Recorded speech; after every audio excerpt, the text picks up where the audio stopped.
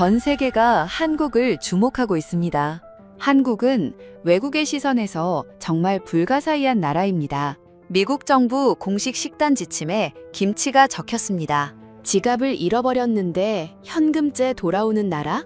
오전에 주문한 물건이 저녁에 문 앞에 오는 나라. 3000년 된 온돌 기술을 나사가 연구하고 있습니다. 세계 공항 서비스 평가 12년 연속 1위인 나라. 이것은 기적이 아닙니다. 한국의 선택입니다. 외국인이 경악한 한국의 6가지 불가사의. 이 영상이 끝날 때 여러분은 한국을 완전히 다른 눈으로 보게 될 것입니다. 한국 최고라고 댓글을 남겨주세요. 여러분의 구독과 좋아요는 아주 큰 힘이 됩니다. 김치로 한국을 간다고? 편집장이 전화기 너머로 웃었습니다. 그렇다고 답했습니다. 김치 때문이라고. 편집장이 한숨을 쉬었습니다. 자네 퓰리처 최종 후보 2번 올랐잖아. 그런데 김치? 저는 모니터를 봤습니다. 미국 정부 식단 지침 164페이지, 12페이지에 김치가 적혀 있었습니다. 처음 있는 일이라고 설명했습니다. 미국 정부가 김치를 공식 인정한 건. 편집장이 잠시 침묵했습니다. 그러더니 물었습니다. 며칠 필요하냐고. 일주일이면 된다고 답했습니다. 좋아. 그 이상은 안 돼. 그런데 마이클, 한국 의료 시스템도 좀 봐. 내가 좋아할 만한 게 있을 거야. 왜냐고 물었습니다. 그냥 찾아보면 안다는 대답만 돌아왔습니다. 전화가 끊겼습니다. 저는 마이클 그린입니다. 뉴욕타임스와 월스트리트 저널에 공중보건 기사를 써온 저널리스트입니다. 15년 경력입니다. 퓰리처상 최종 후보에도 2번 올랐습니다. 제가 주로 쓰는 기사는 미국 의료 시스템의 문제점이었습니다. 터무니없이 비싼 의료비, 보험 없이 파산하는 사람들, 응급실에서 몇 시간씩 기다리는 환자들, 숫자로 말하는 사람입니다. 추측이나 감상이 아니라 데이터와 팩트로 기사를 씁니다. 그날 아침 제 이메일함에 미국 보건복지부와 농무부 공동 발표 문서가 떠 있었습니다. 2025년에서 2030년 미국인을 위한 식단 지침. 이런 문서는 15년간 수십 번 봤습니다. 보통은 훑어보고 넘기는 자료였습니다. 그런데 12페이지를 넘기는 순간 손이 멈췄습니다. 김치라고 적혀 있었습니다. USDA 담당자에게 전화를 걸었습니다. 왜 김치를 넣었느냐고 물었습니다. 담당자는 발효식품의 건강 효과가 최근 연구에서 계속 입증되고 있다고 답했습니다. 특히 김치는 프로바이오틱스, 비타민, 항산화 성분이 풍부하다고 했습니다. 그래서 향후 5년간 학교 급식에 김치를 권장한다고 했습니다. 군대 식단에도요. 저소득층 영양 지원 프로그램에도 포함된다고 했습니다. 연방 정부가 집행하는 모든 영양 정책에 김치가 들어간다는 얘기였습니다. 전화를 끊고 바로 편집장에게 전화를 건 겁니다. 그리고 그 대화가 오갔습니다. 편집장과의 통화를 끊고 나서 검색을 시작했습니다. 먼저 김치부터 찾아봤습니다. 숫자들이 나왔습니다. 김치 1g당 유산균 10억 마리. 발효 과정에서 비타민C 4배 증가. 2024년 김치 수출액 1,890억 원. 해외 한식당 8만 9천 개. 기사 한 권 쓰기엔 충분한 내용이었습니다. 그런데 편집장이 말한 의료 시스템도 검색해봤습니다. 블룸버그 헬스케어 효율성 지수가 나왔습니다. 한국이 상위권에 있었습니다. 1인당 의료비 지출은 미국의 3분의 1인데 평균 수명은 더 길었습니다. 화면을 스크롤 내렸습니다. 전국민 건강보험 달성 1989년이라고 적혀 있었습니다. 1989년. 미국은 2026년인 지금도 전국민 의료보험이 없는데 뭔가 이상했습니다.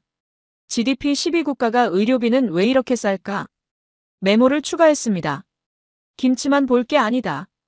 한국 시스템 자체를 봐야겠다고. 그날 밤 인천행 항공권을 예매했습니다. 사흘 후 저는 인천행 비행기에 올랐습니다. 14시간 비행이었습니다. 노트북을 꺼내 취재 계획을 정리했습니다.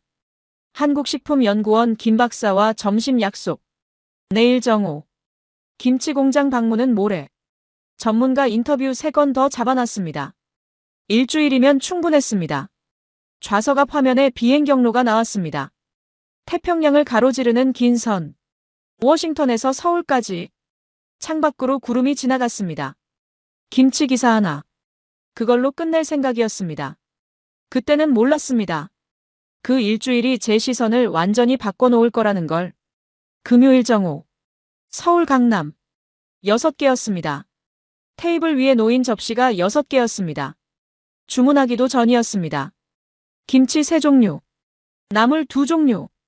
젓갈 하나. 저는 김 박사를 봤습니다. 한국식품연구원 연구원이었습니다. 그가 웃고 있었습니다. 이게 뭐냐고 물었습니다. 기본 반찬이라고 했습니다.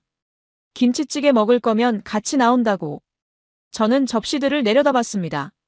뉴욕에서 15년을 살았습니다. 레스토랑에서 물도 유료인 곳이 많았습니다.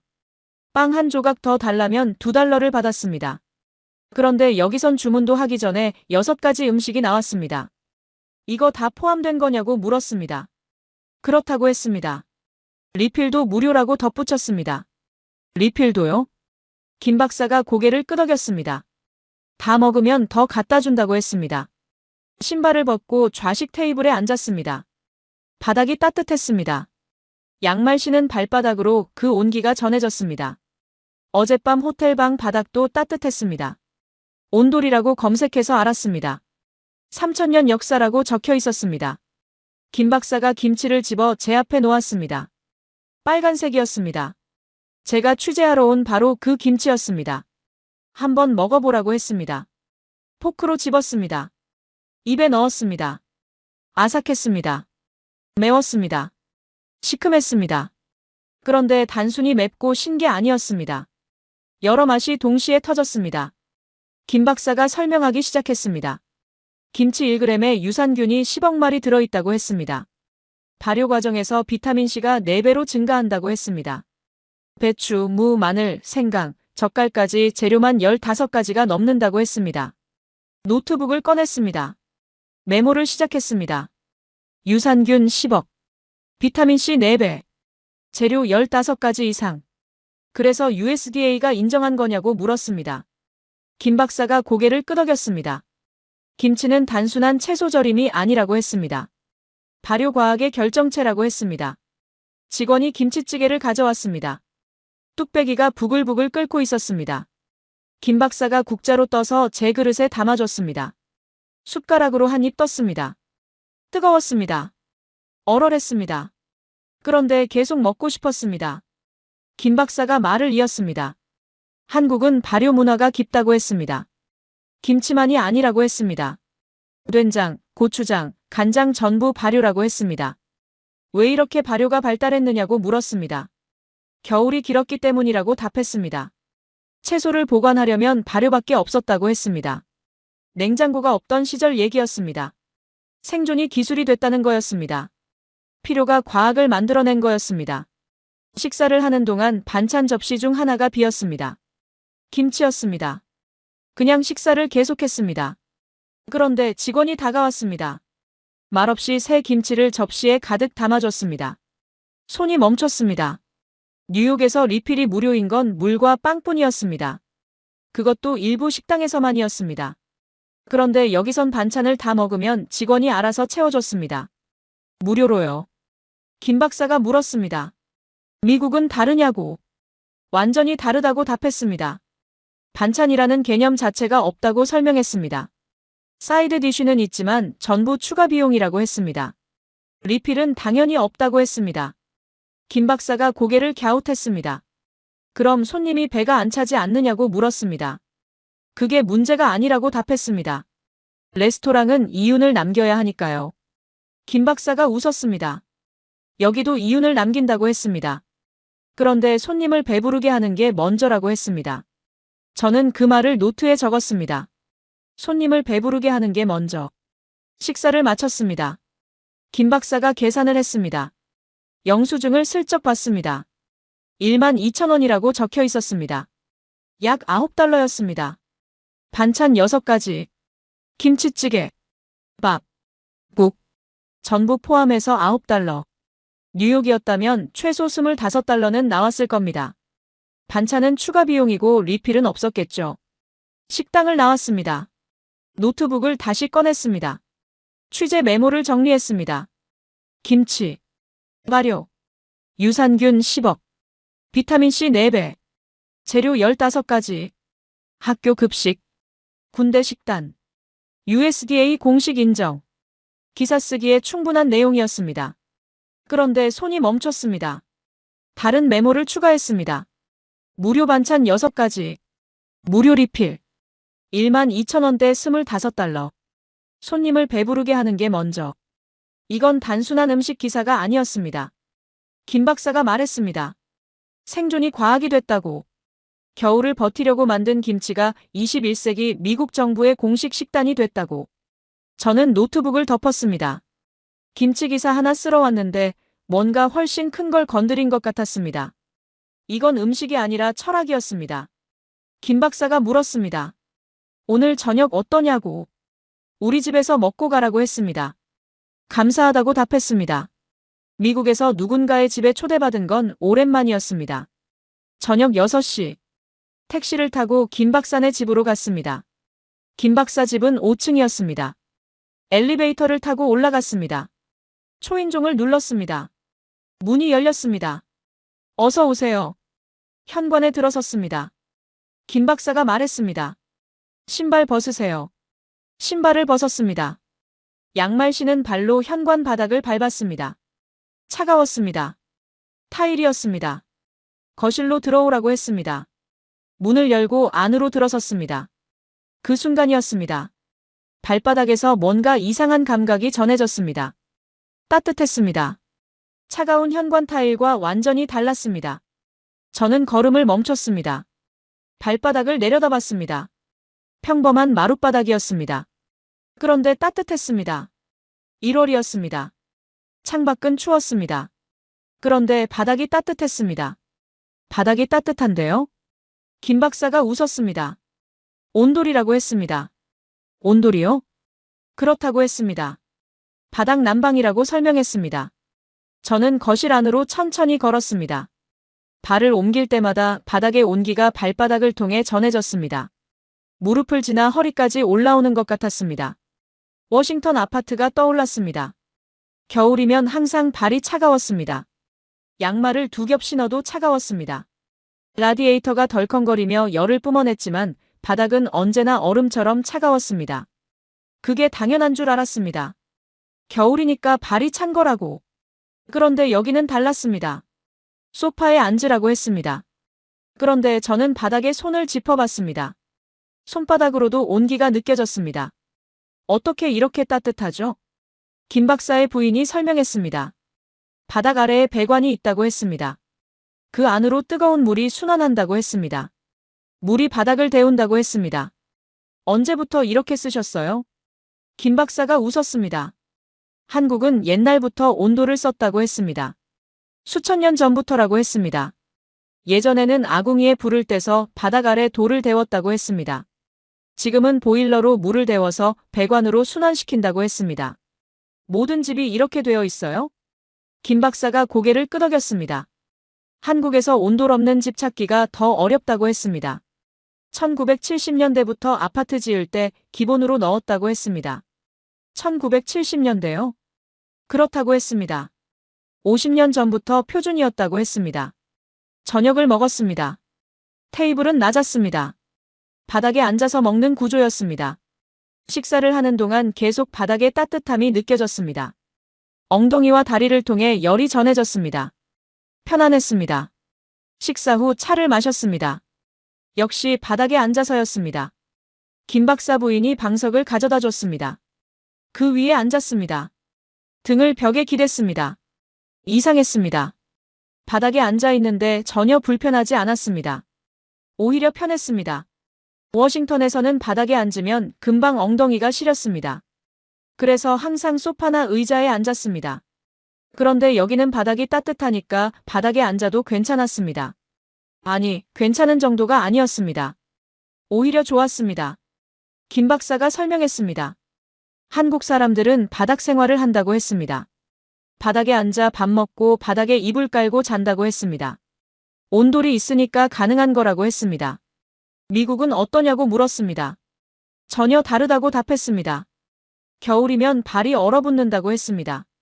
양말을 2겹 신어도 차갑다고 했습니다. 그래서 침대도 바닥에서 떨어뜨려 놓는다고 설명했습니다. 김 박사 부인이 놀라는 표정을 지었습니다. 그럼 불편하지 않느냐고 물었습니다. 불편한 줄 몰랐다고 답했습니다. 그게 당연한 줄 알았다고 했습니다. 오후 10시. 집을 나왔습니다. 택시를 타고 호텔로 돌아왔습니다. 방에 들어가자마자 노트북을 켰습니다. 온돌. 검색. 자료들이 쏟아졌습니다. 3000년 역사. 고구려 시대 유적. 복사열 원리. 두한조결. 더 검색했습니다. 독일 프라이부르크 대학교 논문이 나왔습니다. 2023년 발표. 온돌 방식의 복사열 시스템이 기존 대류 난방에 비해 에너지를 평균 23% 절감한다는 내용이었습니다. 스크롤을 내렸습니다. NASA 관련 기사가 눈에 들어왔습니다. 화성기지 난방 시스템 연구. 온돌 원리 활용 검토. 2023년 국제우주학회 논문. 손을 멈췄습니다. NASA가 온돌을 연구하고 있었습니다. 화성에 사람이 살 기지를 만들기 위해서요. 더 찾았습니다. 유럽 주택시장 기사들이 나왔습니다. 스웨덴과 덴마크 친환경 주거 단지가 온돌 방식 채택. 난방비 30% 절감. 미국 콜로라도 고급 주택 단지. 바닥 복사 난방. 프리미엄 옵션. 프리미엄 옵션. 저는 화면을 멈췄습니다. 21세기 유럽과 미국에서 최첨단 친환경 기술이자 럭셔리 옵션으로 마케팅되는 바로 그것이 한국에서는 1970년대부터 서민 아파트 표준 사양이었습니다. 김박산의 아파트가 떠올랐습니다. 1980년대에 지어진 평범한 아파트였습니다. 그 평범한 아파트 바닥 아래에 3000년 기술이 21세기 방식으로 작동하고 있었습니다. 난방비를 검색했습니다. 워싱턴 아파트 겨울철 월 $200. 서울 아파트 평균 월 5만 원. 약 $38. 5분의 1이었습니다. 메모를 정리했습니다. 온돌. 3000년 역사. 복사열. 발바닥에서 시작되는 온기. NASA 화성기지 연구. 유럽 에너지 23% 절감. 미국 콜로라도 프리미엄 옵션. 한국 1970년대 서민 표준. 난방비 $200 대 $38. 김치에 이어 또 발견했습니다. 한국인에게는 당연한 것이 세계에서는 최첨단이었습니다. 노트북을 덮었습니다. 시계를 봤습니다. 밤 11시 30분이었습니다. 김치 기사 하나 쓰러 왔는데 벌써 2개의 이야기를 발견했습니다. 내일은 취재 4일째. 김치 공장 방문 일정이 잡혀 있었습니다. 앞으로 또 뭐가 나올까? 그 생각을 하며 잠자리에 들었습니다. 취재 4일째 밤이었습니다. 김치 공장 방문이 예상보다 길어졌습니다. 공장장이 저녁을 대접하겠다고 했습니다. 근처 식당으로 갔습니다. 식사 후 소주를 마셨습니다. 공장장이 김치 수출 이야기를 했습니다. 10년 전만 해도 일본이 전부였다고 했습니다. 지금은 미국, 유럽, 중동까지 나간다고 했습니다. 시계를 봤습니다. 밤 11시 30분이었습니다. 공장장이 택시를 불러주겠다고 했습니다. 택시를 탔습니다. 기사님이 출발했습니다. 창밖을 봤습니다. 거리에 사람들이 많았습니다. 밤 11시 40분인데도 사람들이 걷고 있었습니다. 편의점에서 나오는 사람들, 식당에서 웃으며 나오는 무리들, 버스 정류장에서 기다리는 사람들. 한 무리가 눈에 들어왔습니다. 20대로 보이는 여성 4명이었습니다. 길거리에서 치킨을 먹고 있었습니다. 웃으며 떠들고 있었습니다. 아무도 주변을 경계하지 않았습니다. 워싱턴이 떠올랐습니다. 밤 9시만 넘으면 거리가 비었습니다. 돌아다니는 사람은 노숙자뿐이었습니다. 여성이 밤에 혼자 걷는다? 생각도 할 수 없는 일이었습니다. 그런데 여기는 달랐습니다. 사람들이 편안해 보였습니다. 안전해 보였습니다. 즐거워 보였습니다. 문득 걷고 싶다는 생각이 들었습니다. 저도 저 거리를 걷고 싶었습니다. 기사님께 말했습니다. 여기서 내리겠다고. 기사님이 물었습니다. 호텔까지 아직 멀다고. 괜찮다고 답했습니다. 걷고 싶다고. 택시에서 내렸습니다. 밤 11시 50분이었습니다. 걷기 시작했습니다. 거리가 밝았습니다. 가로등이 환했습니다. 편의점 불빛이 보였습니다. 24시간이라고 적혀 있었습니다. 워싱턴이었다면 절대 하지 않았을 선택이었습니다. 밤 12시가 되기 전에 혼자 거리를 걷는다? 생각도 할 수 없는 일이었습니다. 2년 전 동료가 밤 10시에 지하철역에서 집까지 걷다가 강도를 만났습니다. 지갑과 스마트폰을 빼앗겼습니다. 그래서 워싱턴에서는 밤 9시만 넘어도 택시를 탔습니다. 조금 비싸도 안전이 우선이었으니까요. 그런데 지금 서울 한복판을 밤 12시에 걷고 있었습니다. 이상했습니다. 긴장되지 않았습니다. 앞에서 누군가 걸어오고 있었습니다. 20대 여성이었습니다. 혼자였습니다. 이어폰을 끼고 스마트폰을 보며 걸었습니다. 저는 걸음을 멈췄습니다. 밤 12시. 여성. 혼자. 이어폰. 스마트폰. 워싱턴이었다면 이건 자살 행위였습니다. 런던이었다면 소매치기가 달려들었을 겁니다. 그런데 그 여성은 전혀 긴장하지 않은 것처럼 보였습니다. 편안하게 걸었습니다. 주변을 경계하지도 않았습니다. 그 여성이 제 옆을 지나쳤습니다. 아무 일도 일어나지 않았습니다. 저는 다시 걷기 시작했습니다. 모퉁이를 돌았습니다. 편의점이 하나 더 보였습니다. 안에 손님이 몇 명 있었습니다. 직원이 물건을 정리하고 있었습니다. 그 옆 골목에서 웃음소리가 들렸습니다. 아까 택시에서 봤던 그 여성들이었습니다. 치킨을 먹고 있었습니다. 플라스틱 의자에 앉아서요. 자정이 넘었는데요. 아무도 이상하게 생각하지 않았습니다. 아무도 긴장하지 않았습니다. 저는 그제야 깨달았습니다. 이 도시는 다르다고. 15분을 더 걸었습니다. 호텔이 보였습니다. 새벽 12시 20분이었습니다. 30분 동안 서울 거리를 걸었습니다. 아무 일도 일어나지 않았습니다. 워싱턴이었다면 상상도 할 수 없는 일이었습니다. 다음 날 아침 일어났습니다. 지갑을 찾았습니다. 없었습니다. 어제 어디서 잃어버렸을까 생각해봤습니다. 김치 공장, 식당, 택시, 거리, 체크카드로 결제한 내역을 확인했습니다. 마지막은 어제 저녁 식당이었습니다. 그 이후로는 없었습니다. 식당에서 잃어버린 것 같았습니다. 프런트에 내려갔습니다. 직원에게 물었습니다. 지갑을 잃어버렸는데 어떻게 해야 하느냐고. 경찰서에 전화해보라고 했습니다. 습득물 센터가 있다고 했습니다. 습득물 센터라고요? 네. 누가 주워서 경찰서에 맡기면 거기 보관된다고 했습니다. 정말 돌아올까 생각했습니다. 워싱턴에서 지갑을 잃어버리면 끝이었습니다.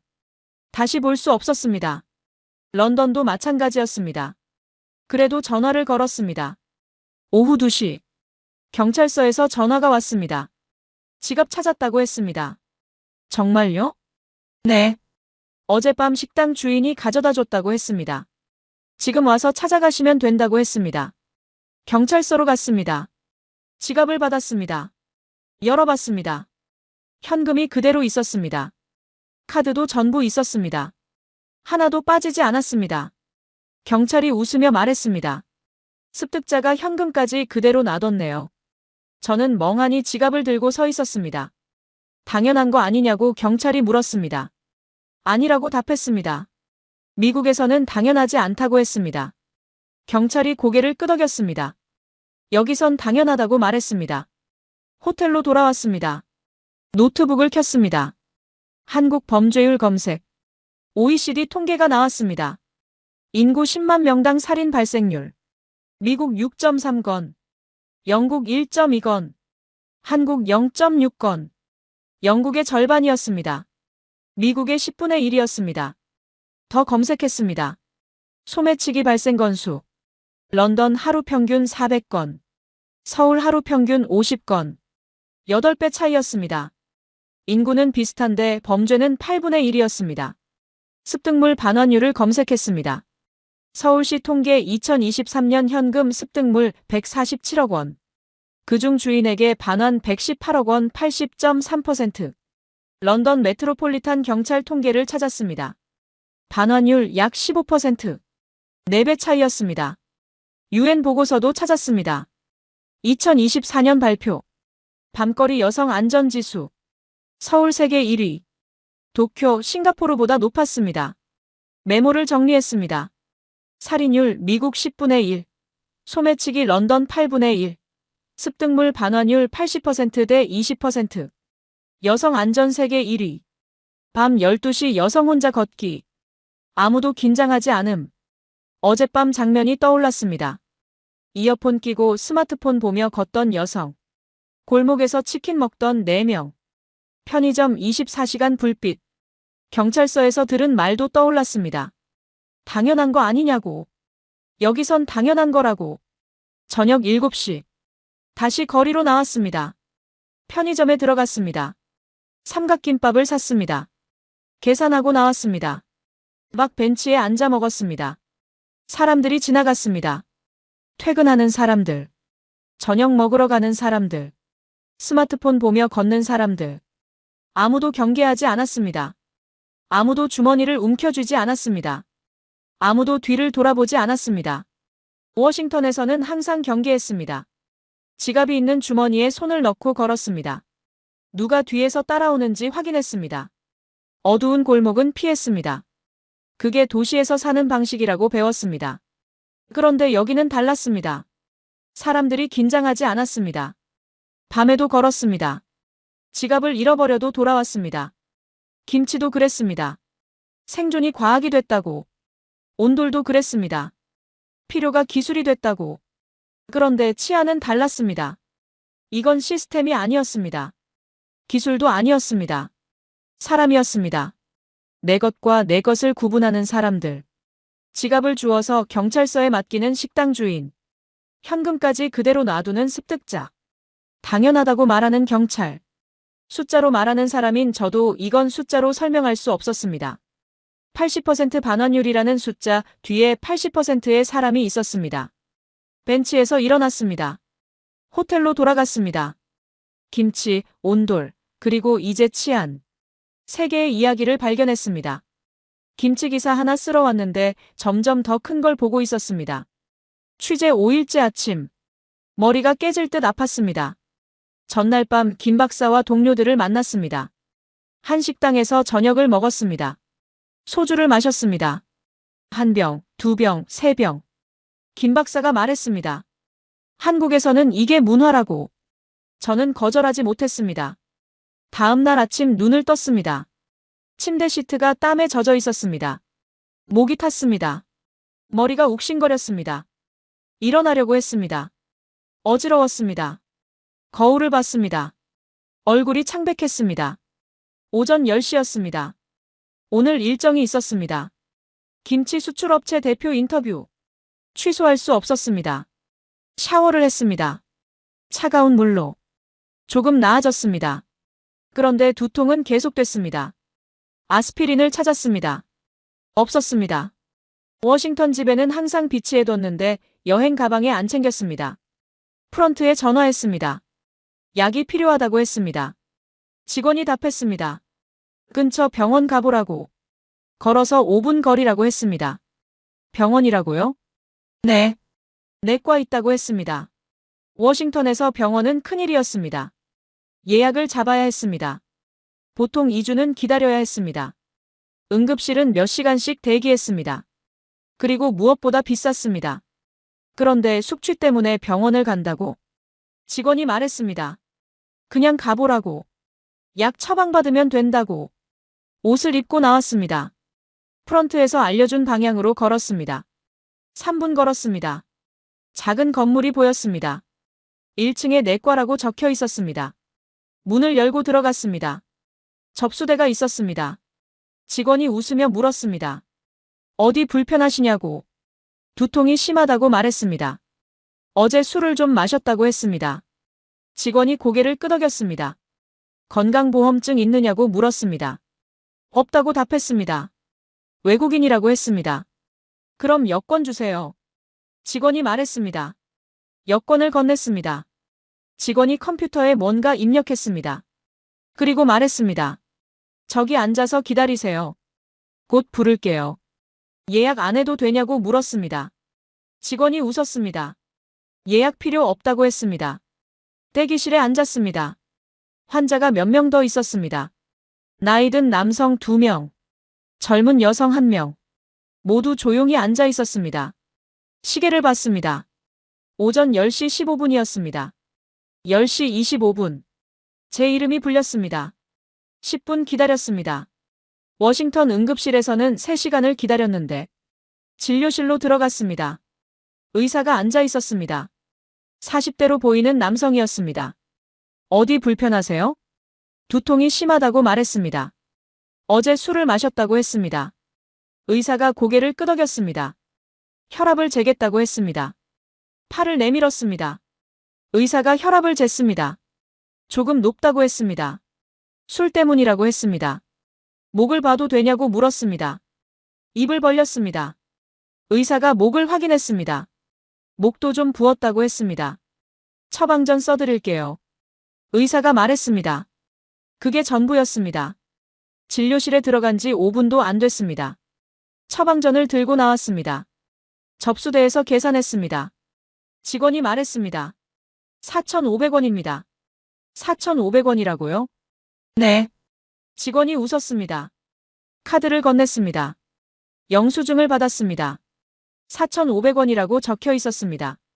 약 3달러 50센트였습니다. 건물을 나왔습니다. 바로 옆에 약국이 있었습니다. 들어갔습니다.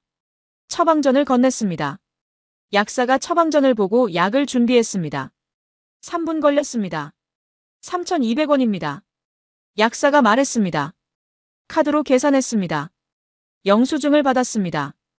호텔로 돌아왔습니다. 약을 먹었습니다. 침대에 누웠습니다. 2개의 영수증을 꺼내봤습니다. 진료비 4,500원, 약값 3,200원, 총 7,700원, 약 6달러였습니다. 스마트폰을 꺼냈습니다. 워싱턴에 사는 친구에게 문자를 보냈습니다. 영수증 사진과 함께. 한국에서 병원 다녀왔어. 총 6달러. 5분 후 답장이 왔습니다. 영 하나 빠진 거 아니야? 아니라고 답했습니다. 정말 6달러라고. 친구가 전화를 걸어왔습니다. 장난치는 거지? 친구가 물었습니다. 장난 아니라고 답했습니다. 10분 기다렸고 5분 진료받았고 6달러 냈다고 설명했습니다. 친구가 한숨을 쉬었습니다. 나 작년에 독감으로 병원 갔다가 450달러 냈어. 보험 있는데도 450달러라고요? 응. 진료비 200, 검사비 150, 약값 100. 친구가 말했습니다. 그리고 2주 기다렸어. 예약 잡는데. 전화를 끊었습니다. 노트북을 켰습니다. 한국, 미국 의료비 비교. 검색. 자료들이 쏟아졌습니다. 블룸버그 헬스케어 효율성 지수. 한국 상위권. 1인당 의료비 지출 미국의 3분의 1. 평균 수명 미국보다 길다. 더 검색했습니다. 미국 일반 진료 평균 비용. 150달러에서 300달러. 보험 없으면 더 높다. 한국 일반 진료 평균 비용. 건강보험 적용 시 5,000원에서 1만원. 30배 차이였습니다. 맹장 수술을 검색했습니다. 미국 평균 3만 달러에서 3만 5천 달러. 한국 건강보험 적용 후 본인 부담금 30만원에서 50만원. 60배 차이였습니다. 암 치료비를 검색했습니다. 미국 평균 10만 달러에서 30만 달러. 한국 건강보험 본인 부담률 5%. 의료비 파산을 검색했습니다. 미국에서 연간 수십만 명이 의료비를 감당하지 못해 파산 신청. 한국 의료비 파산 극히 드문. 전국민 건강보험 달성 연도를 검색했습니다. 한국 1989년. 1977년 시작해서 12년 만에 달성. 미국 2026년 현재도 미달성. 1965년 메디케어 시작한 지 60년 넘었는데도 손을 멈췄습니다. 편집장이 했던 말이 떠올랐습니다. 한국 의료 시스템 좀 봐라. 내가 좋아할 만한 게 있을 거다. 이제 알았습니다. 메모를 정리했습니다. 진료대기 10분 대 2주. 진료비 6달러 대 450달러. 맹장수술 50만원 대 3만 달러. 60배 차이.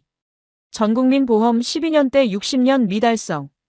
의료비 파산 수십만 명 대 극히 드문. 7,700원짜리 영수증을 다시 봤습니다. 이건 단순한 영수증이 아니었습니다. 이건 한 나라가 국민을 어떻게 대하는지를 보여주는 증거였습니다. 김치도 그랬습니다. 생존을 과학으로 만들었다고. 온돌도 그랬습니다. 필요를 기술로 만들었다고. 치안도 그랬습니다. 사람을 믿는 사회라고. 그런데 건강보험은 달랐습니다. 이건 선택이었습니다. 아픈 사람을 돈 때문에 버리지 않겠다는 선택. 모든 국민이 병원에 갈 수 있어야 한다는 선택. 가난하다고 치료받지 못하는 일이 없어야 한다는 선택. 12년 만에 전국민 보험을 만든 나라. 그 나라에서 저는 지금 6달러로 병원을 다녀왔습니다. 워싱턴에서 15년을 살며 수십 건의 의료 시스템 비판 기사를 썼습니다. 터무니없는 의료비. 파산하는 환자들. 치료받지 못하고 죽어가는 사람들. 그 모든 문제가 한국에서는 1989년에 이미 해결됐습니다. 37년 전에. 두통이 많이 나아졌습니다. 약이 효과가 있었습니다. 오후 2시. 김치 수출업체 대표 인터뷰를 갔습니다. 인터뷰를 마치고 호텔로 돌아왔습니다. 저녁을 먹었습니다. 방으로 돌아와 노트북을 켰습니다. 김치, 온돌, 치안, 그리고 이제 건강보험. 4개의 이야기를 발견했습니다. 김치 기사 하나 쓸어 왔는데 완전히 다른 걸 보고 있었습니다. 한국이라는 나라를 보고 있었습니다. 취재 6일째 아침. 노트북을 켰습니다. 화면이 켜지지 않았습니다. 배터리가 나간 것 같았습니다. 충전기를 꺼냈습니다. 노트북에 연결했습니다. 충전 표시등이 켜지지 않았습니다. 충전기가 고장났습니다. 짐을 뒤졌습니다. 여분의 충전기는 없었습니다. 워싱턴 집에 두고 왔습니다. 시계를 봤습니다. 오전 10시. 오늘 오후 3시에 마지막 인터뷰가 있었습니다. 취재 노트가 전부 노트북에 있었습니다. 충전기가 필요했습니다. 프런트에 전화했습니다. 근처에 전자제품 가게가 있느냐고 물었습니다. 직원이 답했습니다. 온라인으로 주문하는 게 빠르다고 했습니다. 쿠팡 써보라고 했습니다. 쿠팡이요? 네. 앱 깔면 된다고 했습니다. 앱스토어에서 쿠팡을 검색했습니다. 다운로드했습니다. 앱을 열었습니다. 맥북 충전기를 검색했습니다. 여러 제품이 나왔습니다. 가격도 다양했습니다. 한 제품을 클릭했습니다. 로켓 배송이라는 배지가 붙어 있었습니다. 그 옆에 작은 글씨가 보였습니다. 오늘 도착. 저는 화면을 다시 봤습니다. 오늘 도착? 지금 오전 10시인데요. 워싱턴에서 아마존으로 주문하면 프라임 회원이어도 이틀이 걸렸습니다. 일반 배송은 5일에서 7일이었습니다. 당일 배송? 추가 비용 10달러에서 15달러를 내야 했습니다. 그런데 여기는 오늘 도착이라고 적혀 있었습니다. 주문 버튼을 눌렀습니다. 결제 화면이 나왔습니다. 배송비 0원. 무료였습니다. 결제했습니다. 주문 완료 화면이 떴습니다. 오늘 오후 7시 전 도착 예정이라고 적혀 있었습니다. 8시간 후였습니다. 믿기지 않았습니다. 인터뷰를 갔습니다. 오후 3시부터 5시까지 진행됐습니다. 호텔로 돌아왔습니다. 오후 6시였습니다. 방에 들어갔습니다. 책상 위에 상자가 놓여 있었습니다. 쿠팡 상자였습니다. 시계를 봤습니다. 오후 6시 10분. 주문한 지 8시간 만이었습니다. 상자를 열었습니다. 충전기가 들어 있었습니다. 노트북에 연결했습니다. 충전 표시등이 켜졌습니다. 저는 상자를 들고 한참 서 있었습니다. 오전 10시 주문. 오후 6시 도착. 배송비 무료. 워싱턴이었다면 이틀 후에나 받았을 겁니다. 당일 배송을 원했다면 15달러를 더 냈어야 했습니다. 그런데 여기선 8시간 만에 무료로 받았습니다. 노트북을 켰습니다. 검색을 시작했습니다. 한국 택배 이용 횟수. 검색. 통계가 나왔습니다. 2024년 기준 국민 1인당 연간 택배 이용 횟수 116.3회. 경제활동 인구 기준 204.3회. 손을 멈췄습니다. 1년에 116번. 1인당요? 계산해봤습니다. 1년 52주. 116번이면 일주일에 2번 이상이었습니다. 미국 통계를 찾았습니다. 미국인 1인당 연간 택배 약 50회에서 60회. 한국의 절반이었습니다. 한국인은 미국인보다 2배 많은 택배를 받았습니다. 더 검색했습니다. 배송 속도를 비교했습니다. 미국 아마존 프라임 2일 배송. 일반 배송 5일에서 7일. 한국 당일 배송 일상화. 배송비를 비교했습니다. 미국 당일 배송 추가 비용 10달러에서 15달러. 아마존 프라임 연회비 139달러. 한국 쿠팡 로켓 배송 월 4,990원. 약 4달러. 새벽 배송이라는 단어가 눈에 들어왔습니다. 밤 11시 전 주문하면 새벽 7시 전 도착. 신선식품 배송. 밤에 주문해서 자는 동안 배달된다고요? 기사를 더 찾아봤습니다. 새벽 배송 시스템. 세계에서 한국이 유일. 신선식품을 잠자는 동안 문 앞에 배달. 메모를 정리했습니다. 1인당 연간 택배 116회 대 50회. 2배 차이. 당일 배송 대 2일 배송. 배송비 무료 대 추가 비용 15달러. 새벽 배송 세계 유일. 김 박사에게 문자를 보냈습니다. 택배에 대해 물어보고 싶다고. 30분 후 김 박사가 호텔 로비로 왔습니다. 커피를 마시며 물었습니다. 한국 사람들 택배 자주 받느냐고. 김 박사가 웃었습니다. 일주일에 2~3번은 받는다고 했습니다. 왜 이렇게 많이 받느냐고 물었습니다. 김 박사가 설명했습니다. 빠르니까 시킨다고 했습니다. 필요한 게 생기면 바로 주문한다고 했습니다. 내일 올 거라는 걸 아니까 미리 사두지 않는다고 했습니다. 미국은 다르냐고 김 박사가 물었습니다. 완전히 다르다고 답했습니다. 일주일 걸린다고 생각하고 주문한다고 했습니다. 그래서 미리미리 사둔다고 설명했습니다. 김 박사가 고개를 끄덕였습니다. 그럼 불편하지 않느냐고 물었습니다. 불편한 줄 몰랐다고 답했습니다. 그게 당연한 줄 알았다고 했습니다.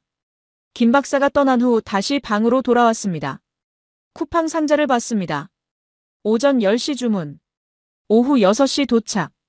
한국인은 기다리지 않았습니다. 필요하면 주문했습니다. 그리고 그날 받았습니다. 미국인은 기다렸습니다. 일주일을 기다렸습니다. 그래서 미리 샀습니다. 집에 쌓아뒀습니다. 삶의 속도가 달랐습니다.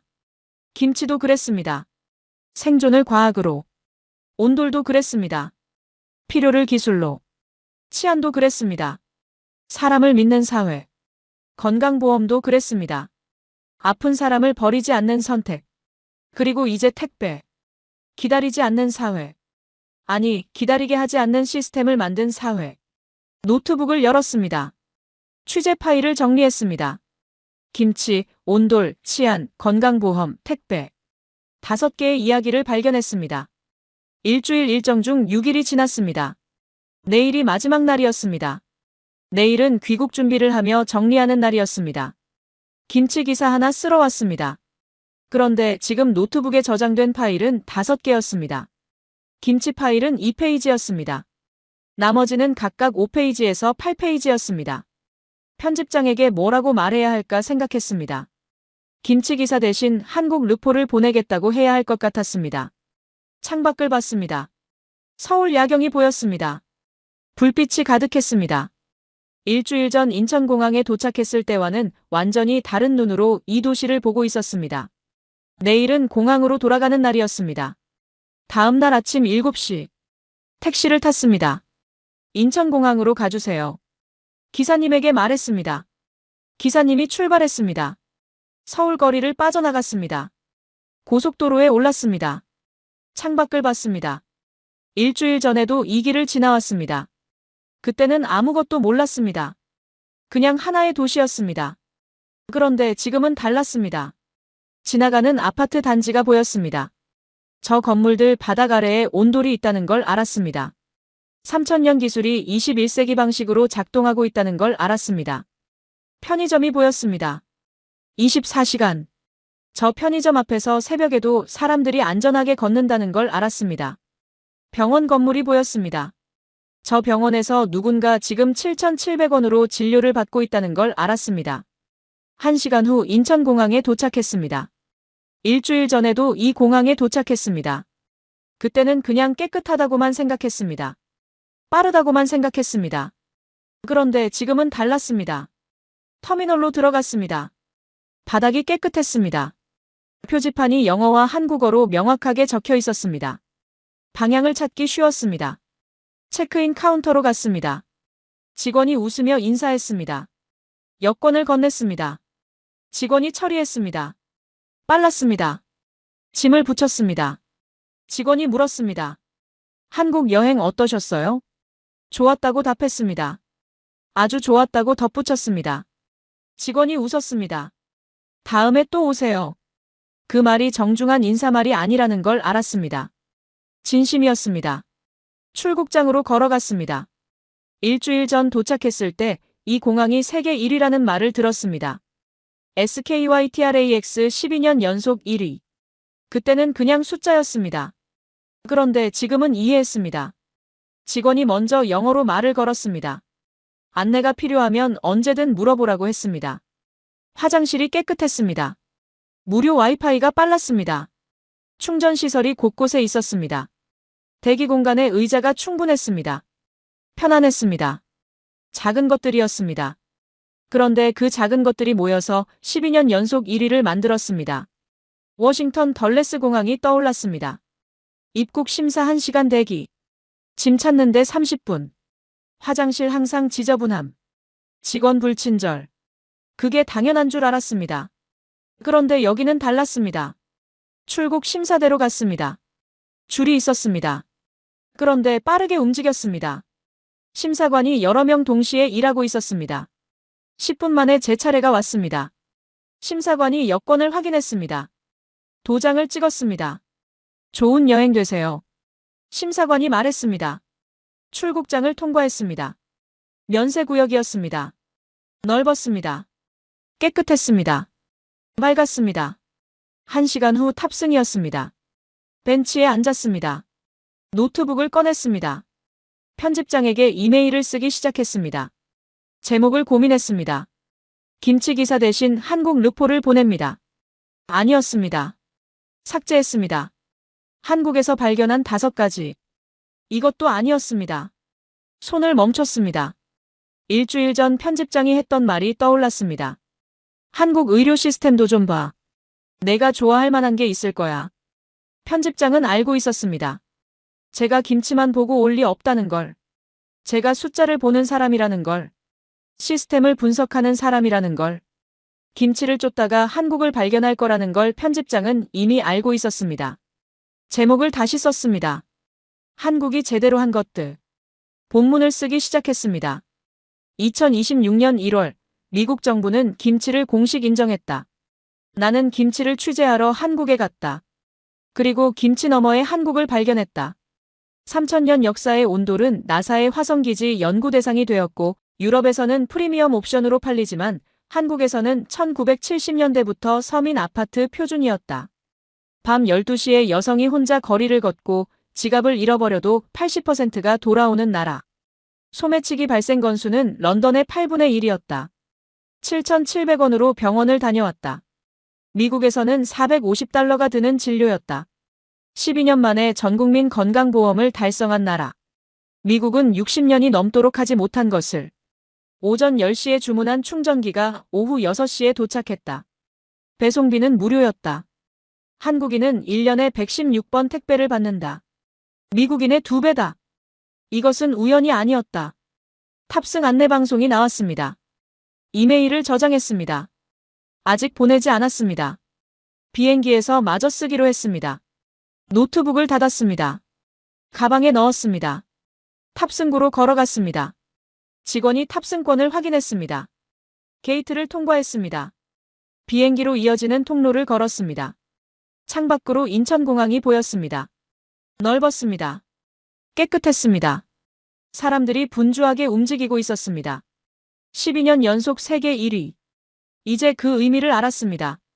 공항은 나라의 첫인상이자 마지막 인상이었습니다. 일주일 전 처음 이 공항에 도착했을 때 저는 아무것도 몰랐습니다. 일주일 후 이 공항을 떠나면서 저는 한국이라는 나라를 알게 됐습니다. 좌석에 앉았습니다. 안전벨트를 맸습니다. 비행기가 움직이기 시작했습니다. 비행기가 활주로로 나갔습니다. 창밖으로 인천공항 터미널이 보였습니다. 밝게 빛나고 있었습니다. 엔진 소리가 커졌습니다. 비행기가 속도를 냈습니다. 바퀴가 땅에서 떨어졌습니다. 이륙했습니다. 비행기가 높이 올라갔습니다. 인천공항이 점점 작아졌습니다. 서울이 보였습니다. 불빛이 가득한 도시였습니다. 저 불빛 아래 온돌이 있었습니다. 저 거리에서 사람들이 안전하게 걸었습니다. 저 건물 어딘가에서 누군가 7,700원으로 병원을 다녀오고 있었습니다. 저 집들의 택배가 8시간 만에 도착하고 있었습니다. 비행기가 구름 위로 올라갔습니다. 서울이 사라졌습니다. 안전벨트 표시등이 꺼졌습니다. 노트북을 꺼냈습니다. 편집장에게 보낼 이메일을 다시 열었습니다. 본문을 이어 썼습니다. 김치, 온돌, 치안, 건강보험, 택배. 얼핏 보면 서로 관계없는 5가지였다. 음식, 난방, 안전, 의료, 물류. 전혀 다른 영역이었다. 그런데 공통점이 있었다. 김치는 생존을 위해 만들어졌다. 겨울을 버티려고. 채소를 보관하려고. 그것이 발효과학이 되었고 2026년 미국 정부의 공식 식단이 되었다. 온돌도 생존을 위해 만들어졌다. 추운 겨울을 버티려고. 그것이 복사열 기술이 되었고 NASA의 화성기지 연구 대상이 되었다. 치안은 다른 차원이었다. 이것은 기술이 아니었다. 시스템도 아니었다. 사람이었다. 내 것과 내 것을 구분하는 사람들. 지갑을 주워서 경찰서에 맡기는 식당 주인. 현금까지 그대로 놔두는 습득자. 건강보험은 선택이었다. 아픈 사람을 돈 때문에 버리지 않겠다는 선택. 12년 만에 전국민 보험을 만든 나라. 택배는 효율이었다. 기다리지 않는 사회. 아니, 기다리게 하지 않는 시스템을 만든 사회. 그런데 이 모든 것의 중심에 사람이 있었다. 손을 멈췄습니다. 저는 숫자로 말하는 사람이었습니다. 데이터와 팩트로 기사를 쓰는 사람이었습니다. 15년 동안 그렇게 살아왔습니다. 한국에 오기 전에도 숫자를 준비했습니다. 김치 수출액, 유산균 개수, 발효 온도, 측정 가능한 것들만 봤습니다. 그런데 일주일을 보내고 나니 알았습니다. 숫자는 결과였습니다. 원인은 사람이었습니다. 80% 반환율이라는 숫자 뒤에 80%의 사람이 있었습니다. 12년 만에 전국민 보험을 달성했다는 숫자 뒤에 아픈 사람을 버리지 않겠다는 선택을 한 사람들이 있었습니다. 1인당 연간 116번 택배를 받는다는 숫자 뒤에 기다리게 하지 않으려는 사람들이 있었습니다. 마포구 아파트에서 온도를 설명해주던 김 박사가 떠올랐습니다. 한식당에서 반찬을 무료로 리필해주던 직원이 떠올랐습니다. 제 지갑을 경찰서에 맡긴 식당 주인이 떠올랐습니다. 현금까지 그대로 놔둔 습득자가 떠올랐습니다. 그 사람들이 한국을 만들었습니다. 이메일을 계속 썼습니다. 나는 김치 기사 하나 쓰러 한국에 갔다. 그런데 김치 너머의 것들을 보았다. 온돌에서 3000년의 지혜를 보았다. 치안에서 사람을 믿는 사회를 보았다. 건강보험에서 누구도 버리지 않는 선택을 보았다. 택배에서 기다리게 하지 않는 배려를 보았다. 그리고 깨달았다. 한국이 특별한 이유는 기술이 아니었다. 시스템도 아니었다. 숫자도 아니었다. 사람이었다. 미국은 개인의 자유를 최우선 가치로 삼는다. 그것이 미국의 위대함이다. 나는 그것을 믿으며 살아왔다. 그런데 한국에서 다른 것을 보았다. 개인의 자유와 공동체의 책임이 충돌하지 않을 수도 있다는 것. 효율과 배려가 함께 갈 수 있다는 것. 경쟁과 연대가 공존할 수 있다는 것. 이것이 한국이 세계에 보여주는 가능성이다. 워싱턴행 비행기였습니다. 14시간 비행이 남았습니다. 승무원이 음료를 물었습니다. 물을 달라고 했습니다. 물을 마시며 창밖을 봤습니다. 구름이 펼쳐져 있었습니다. 그 아래 어딘가에 태평양이 있었습니다. 노트북으로 시선을 돌렸습니다. 이메일 화면이 떠 있었습니다. 마지막 문단을 써야 했습니다. 손가락을 키보드 위에 올렸습니다. 나는 일주일 동안 한국에 있었다. 그리고 내 시선이 바뀌었다. 15년 동안 미국 의료 시스템의 문제점을 써왔다. 비싼 의료비, 파산하는 환자들, 치료받지 못하는 사람들. 그런데 한국에서 해답을 보았다. 불가능하다고 생각했던 것들이 가능했다. 12년 만에 전국민 건강보험, 7,700원 진료비, 10분 대기, 80% 습득물 반환율, 8시간 배송. 이것은 기적이 아니었다. 선택이었다. 그 선택을 한 사람들이 한국을 만들었다. 나는 김치 기사를 쓰러 갔다가 한국이라는 나라를 발견했다. 그리고 확신하게 되었다. 미국도 할 수 있다고. 선택의 문제라고. 첨부 한국 르포 25페이지. 마이클 그린. 인천발 워싱턴행 비행기에서 이메일을 다시 읽었습니다. 수정할 곳을 찾았습니다. 없었습니다. 발송 버튼 위에 커서를 올렸습니다. 잠시 멈췄습니다. 편집장이 뭐라고 할까 생각했습니다. 김치 기사 하나 쓸어 보냈는데 25페이지 르포를 보내다니. 그런데 상관없었습니다. 저는 제가 본 것을 썼습니다. 제가 느낀 것을 썼습니다. 그것이 저널리스트의 일이었습니다. 발송 버튼을 눌렀습니다. 이메일이 전송됐습니다. 노트북을 닫았습니다. 좌석을 뒤로 젖혔습니다. 눈을 감았습니다. 일주일 전 이 비행기를 타고 인천으로 갔습니다. 김치 기사 하나 쓰러. 일주일 후 이 비행기를 타고 워싱턴으로 돌아가고 있었습니다.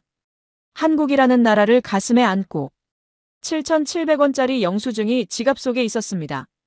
버리지 않았습니다. 가져갈 것이었습니다. 워싱턴 책상 위에 붙여둘 것이었습니다. 제가 한국에서 배운 것을 잊지 않기 위해서 눈을 떴습니다. 승무원이 지나갔습니다. 기내식 시간이 다가오고 있었습니다. 저는 가방에서 노트를 꺼냈습니다. 펜을 꺼냈습니다. 마지막 페이지에 한 줄을 적었습니다. 나는 반드시 다시 돌아올 것이다.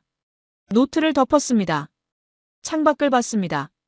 구름이 계속 펼쳐져 있었습니다. 그 구름 너머 어딘가에 한국이 있었습니다. 김치를 발효시키는 나라. 바닥을 따뜻하게 데우는 나라. 지갑을 돌려주는 나라. 아픈 사람을 버리지 않는 나라. 8시간 만에 물건을 배달하는 나라. 그리고 무엇보다 사람을 중심에 두는 나라. 14시간 후 워싱턴 덜레스 공항에 도착할 것이었습니다. 입국 심사에서 1시간을 기다릴 것이었습니다. 짐 찾는데 30분이 걸릴 것이었습니다. 집에 가는 택시비로 $80를 낼 것이었습니다. 그리고 집에 도착하면 바닥이 차가울 것이었습니다. 하지만 이제 저는 알았습니다. 그것이 당연한 것이 아니라는 것을. 다른 방식이 가능하다는 것을. 한국이 그것을 증명했습니다. 기내식이 나왔습니다. 먹기 시작했습니다. 비행기는 태평양 상공을 날고 있었습니다. 한국에서 미국으로. 그런데 제 안에서는 반대 방향으로 무언가가 움직이고 있었습니다. 미국에서 한국으로 돌아가고 싶다는 마음이. 언젠가 반드시 돌아갈 것이었습니다. 그때는 김치 기사가 아니라 더 긴 이야기를 쓸어 갈 것이었습니다. 한국이라는 나라에 대한 책을 쓸어. 그 생각을 하며 기내식을 마쳤습니다. 불을 껐습니다. 담요를 덮었습니다. 눈을 감았습니다. 꿈속에서 저는 다시 서울을 걷고 있었습니다. 따뜻한 바닥 위를.